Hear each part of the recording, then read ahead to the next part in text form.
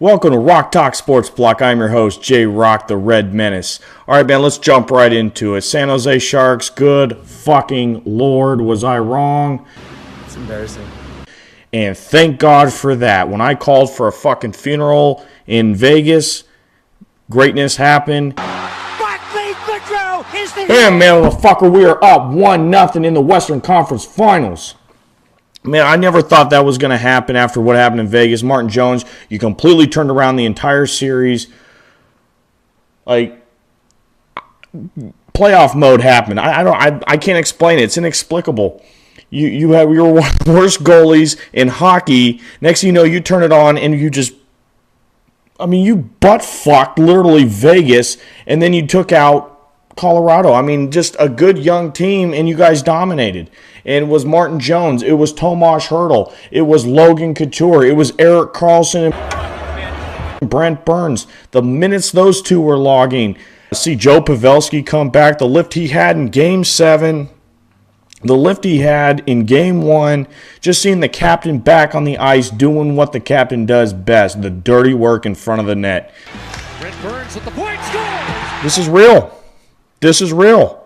And I didn't think I was going to be having this conversation after Game 4 against Vegas. I just really didn't. So, let's just say, playoff mode is happening, and I'm fucking happy about it. It is incredible. So, yeah, I'll take the L for bullshitting that funeral and when we never win cups. I'm a dumbass. Yeah, that's fine. I'll eat my words on that. So be it. Only drinking the Sharks beer because that's what I do. Golden State Warriors.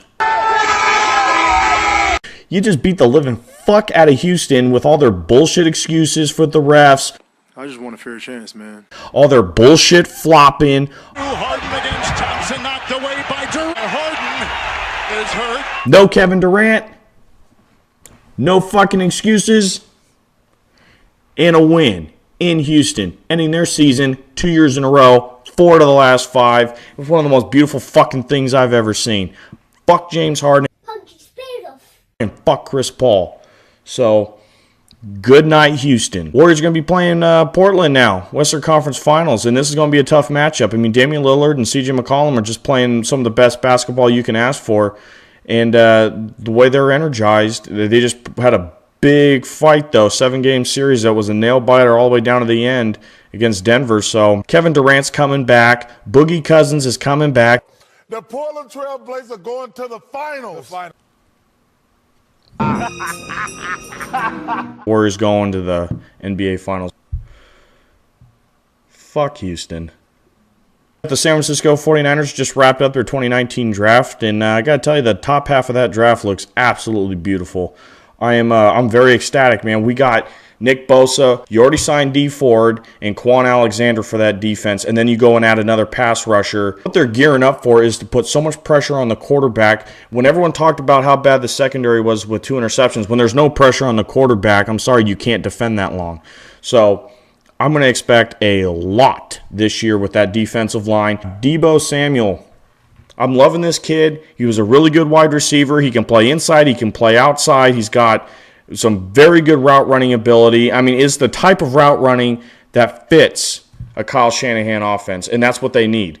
Now, did they have a stretch? Maybe, possibly in the 3rd round going with Jalen Hurd, a running back turned wide receiver. But in the 4th round, you take a punter. It's not good and it's not bad. Some say the Niners kind of went a little wonky there after the 4th round. If anything, the 49ers offense with a healthy Jimmy Garoppolo should be better, should be more consistent, has a ton of weapons to get the ball to. I'm open. Samuel and Bosa are starters. The Oakland Raiders, they had a pretty decent draft. And it wasn't, I don't think they made a stretch pick early. I like Clelin Ferrell. I think he's a very good defensive end. He was a major piece to Clemson on their national title run. To see that kind of a guy come in with his talent on the edge, that's what they need. And I can't knock the pick one bit. Was Allen out of Kentucky a better pick? We're talking prospects here. We don't know which one was a better pick. But Farrell was the pick. I think the Raiders really did well with this pick. To see what they did drafting a safety, to see what they did drafting the running back, Josh Jacobs out of Alabama. So basically you were set up to take over Marshawn Lynch, who probably not coming back. He's old anyway.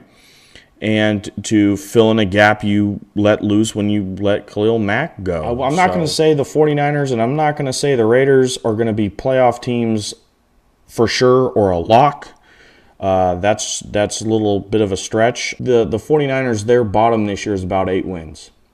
I think they're an 8 to an 11 win team as long as everyone stays healthy. The Raiders themselves can win somewhere between 7 to 10 games this year. So that's going to do it this week. This is the Rock Talk Sports Block. I am your host, The Red Menace. So thank you for tuning in. Please hit subscribe down below so you can get more footage from us. We'll be back on Instagram posting more videos. We'll also be posting back on YouTube. So, thank you for tuning in, and I hope to see you guys next week. Thank you.